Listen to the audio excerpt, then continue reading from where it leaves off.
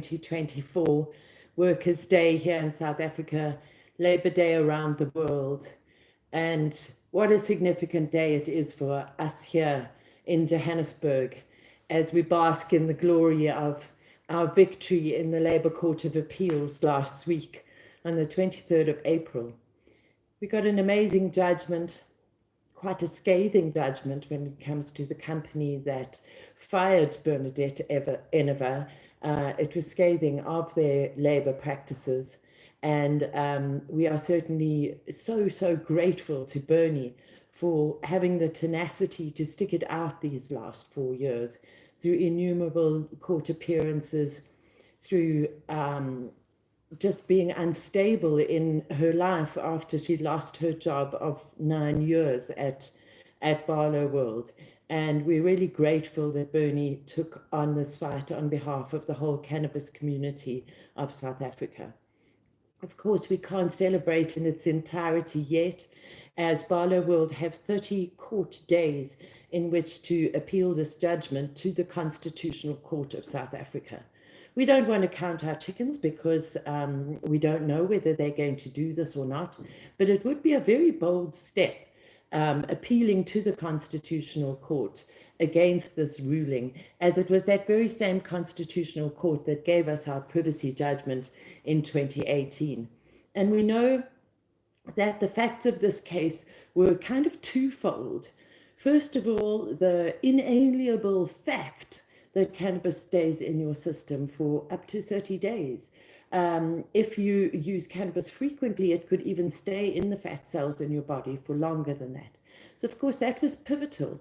And that was actually something that was agreed by the parties before we even went to the Labour Court for the first time.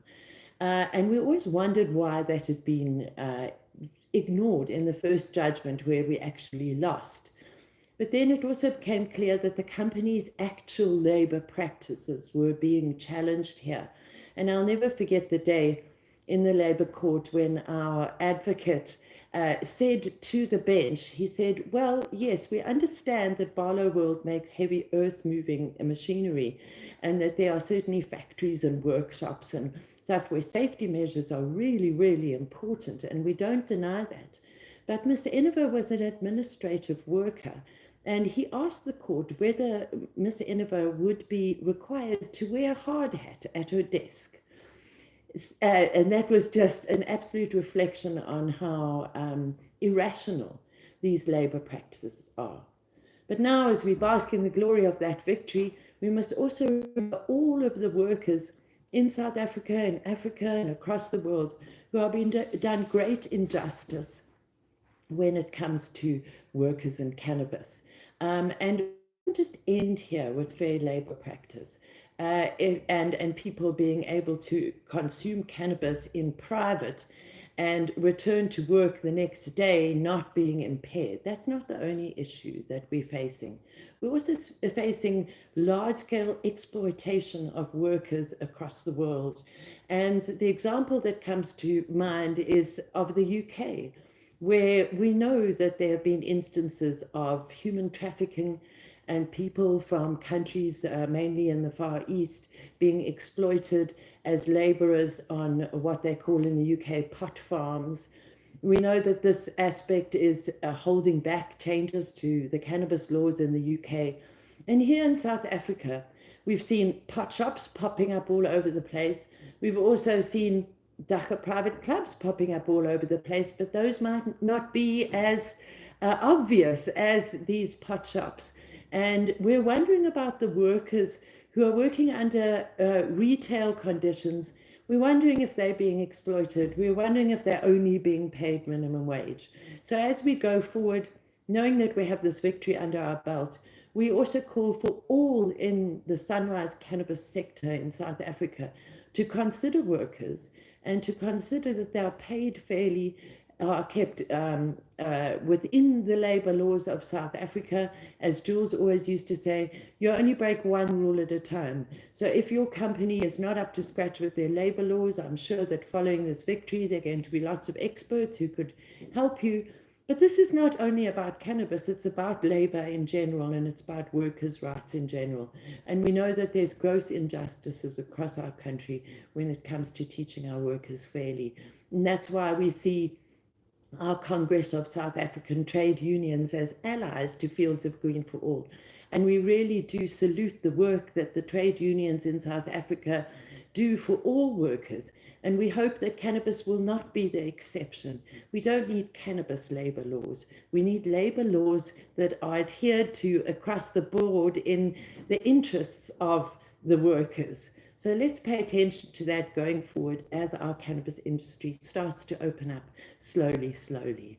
And then just while I've got your attention, other issues that are happening around the world, you might have seen the social media feeds abuzz with the fact that the Drug Enforcement Administration, the DEA in the USA, has given the go-ahead for the president to reschedule cannabis from Schedule 1 to Schedule 3 in the USA. Now, our international groups have been buzzing about this, and just like in South Africa, there's differing views. This would certainly be something like the Cannabis for Private Purposes bill that only deals with privacy and doesn't deal with trade. This development in America certainly doesn't deal with things like equity and reparations, and we most certainly understand those activists who are very unhappy about this ruling, as it certainly doesn't go nearly far enough in their opinion and in their experience. Unfortunately, the system in America is incredibly complicated and difficult for us ordinary South Africans to understand. But we can certainly say that we stand in solidarity with all Americans who are really walking this very long, very laborious, difficult path with everybody and every cannabis community around the world. So we certainly hope that this one small step, maybe in the right direction, brings about some change in America. And here at home, this coming Saturday, the 4th of May, we will be participating in the Global Cannabis March. And we really salute the organizers all over the country. This is the first time that the Global Cannabis March has been held in different locations all over South Africa. We've only ever had the Cape Town Global Cannabis March before. So we're really looking forward to gathering here in Johannesburg in solidarity with the rest of our cannabis community, in really just bringing our attention to the fact that we've still got a long way to go.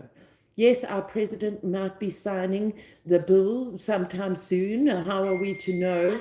A lot of people who are objecting to the signing of this bill, as you know, Fields of Green for All is behind this small step in the right direction, and we would really like to see cannabis out of the Drugs and Drug Trafficking Act. But the bill aside, here at Fields of Green for All, we've still got 10 crisis points that haven't been ticked off the list yet. We still need to stop the cops. We still have this huge issue of plant counting and exaggerated penalties for not adhering to the non-existent regulations.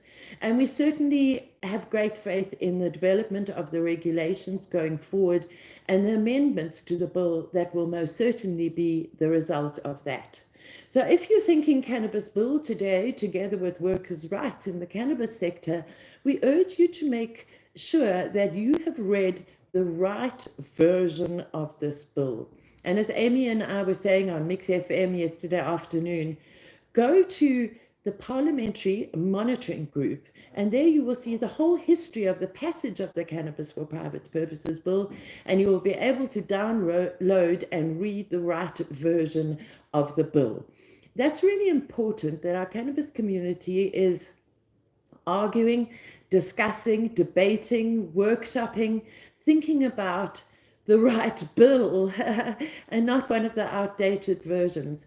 As always, here at Fields of Green for All, we like to bring you the most updated information. We'd like to draw our cannabis community together and not so divisions that we have seen in the last few weeks. So Fields of Green for All will be joining our cannabis communities on Friday at the Global Cannabis March, on Saturday, the 4th of March, at the 4th of May at the Global Cannabis March.